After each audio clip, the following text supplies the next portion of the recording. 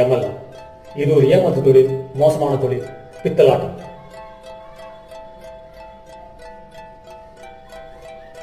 அப்படித்தான் நானும் நினைச்சிட்டு இருந்தேன். எங்க எம்பி என்ன பார்த்து கேட்டாரு, இதையே நீ மாத்தக்கூடாது, உன்னால முடியும்னாரு. அதை நான் அனுப்பினேன். அப்படி நம்பினதுனால நான் இங்க நிக்கிறேன். என்னோட BMW காரு வெளியில நிக்குது. பணம் சம்பாதிக்கணும்னு நினைக்கிறவனுக்கு இது ஒரு அற்புதமான தொழில். பணம் இப்ப வாழ்க்கைக்கு எவ்வளவு முக்கியம் நான் சொல்ல முடியதில்லை. ஆயிரக்கணக்கான வருஷமா பெரியவங்க நூற்றுக்கணக்கான பழமொழியில சொல்லிட்டு போயிருக்காங்க.